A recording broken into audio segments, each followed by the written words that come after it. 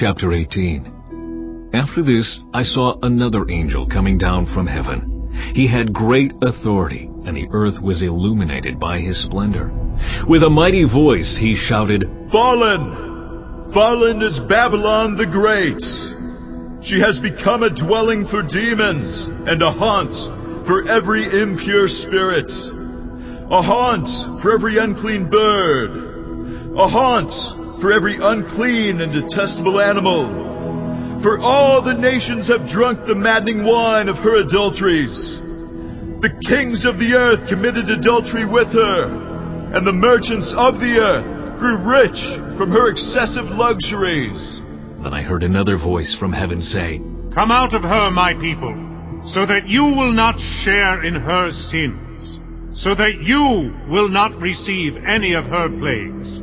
For her sins are piled up to heaven, and God has remembered her crimes. Give back to her as she has given. Pay her back double for what she has done. Pour her a double portion from her own cup.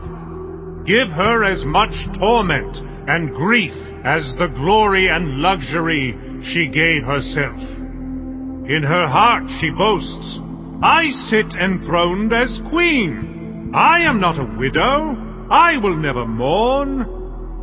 Therefore, in one day, her plagues will overtake her, death, mourning, and famine. She will be consumed by fire, for mighty is the Lord God who judges her." When the kings of the earth, who committed adultery with her, and shared her luxury, see the smoke of her burning, they will weep and mourn over her. Terrified at her torment, they will stand far off and cry, "Woe! Woe to you, great city, you mighty city of Babylon! In 1 hour your doom has come." The merchants of the earth will weep and mourn over her, because no one buys their cargoes anymore.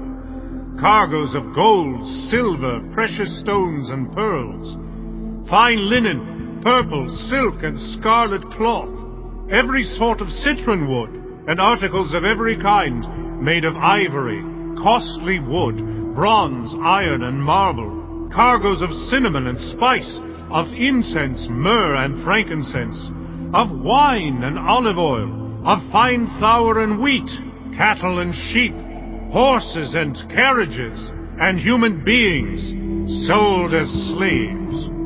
They will say, "The fruit you longed for is gone from you. All your luxury and splendor have vanished, never to be recovered." The merchants who sold these things and gained their wealth from her will stand far off, terrified at her torment. They will weep and mourn and cry out, "Woe! Woe to you, great city, dressed in fine linen, purple and scarlet, and glittering with gold, precious stones, and pearls. In 1 hour such great wealth has been brought to ruin. Every sea captain, and all who travel by ship, the sailors, and all who earn their living from the sea, will stand far off. When they see the smoke of her burning, they will exclaim, "Was there ever a city like this great city?" They will throw dust on their heads, and with weeping and mourning cry out, "Woe! Woe to you, great city, where all who had ships on the sea became rich through her wealth. In 1 hour she has been brought to ruin. Rejoice over her, you heavens! Rejoice, you people of God! Rejoice, apostles and prophets! For God has judged her with the judgment she imposed on you." Then a mighty angel picked up a boulder the size of a large millstone and threw it into the sea and said, "With such violence the great city of Babylon will be thrown down, never to be found again.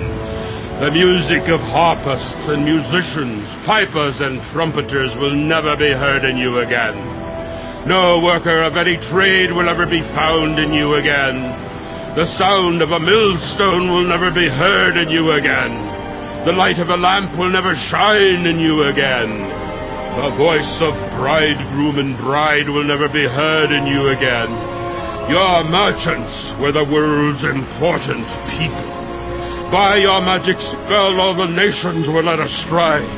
In her was found the blood of prophets and of God's holy people, of all who have been slaughtered on the earth.